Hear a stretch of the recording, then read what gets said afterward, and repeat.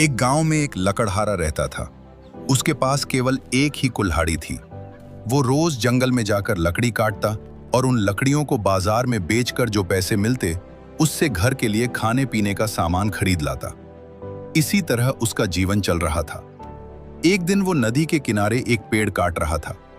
लकड़ी काटते काटते अचानक उसकी कुल्हाड़ी उसके हाथ से छूटकर नदी में गिर गई।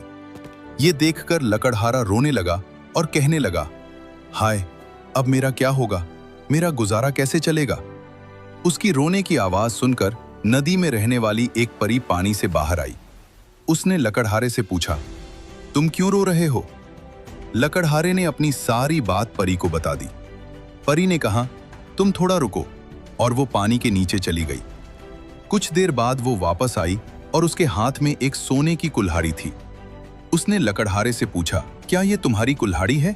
लकड़हारे ने ध्यान से देखा और कहा, नहीं, ये मेरी नहीं है। परी फिर से पानी के नीचे गई और इस बार एक चांदी की कुल्हाड़ी लेकर आई। उसने फिर पूछा, क्या ये तुम्हारी कुल्हाड़ी है? लकड़हारे ने फिर कहा, नहीं, ये भी मेरी नहीं है। फिर परी तीसरी बार पानी के नीचे गई और इस बार उसकी असली कुल्हाड़ी लेकर आई। उसने पूछा, क्या ये तुम्हारी कुल्हाड़ी है? लकड़हारे ने खुशी से कहा, हाँ, ये मेरी ही कुल्हाड़ी है। परी उसकी ईमानदारी से बहुत खुश हुई और बोली, तुम बहुत सच्चे और अच्छे इंसान हो, इसलिए मैं तुम्हें ये सोने और चांदी की दोनों कुल्हाड़ियां उपहार में देती हूं। लकड़हारा बहुत खुश हुआ और आनंद के साथ घर लौट गया। उस दिन के बाद उसका जीवन पूरी तरह बदल गया।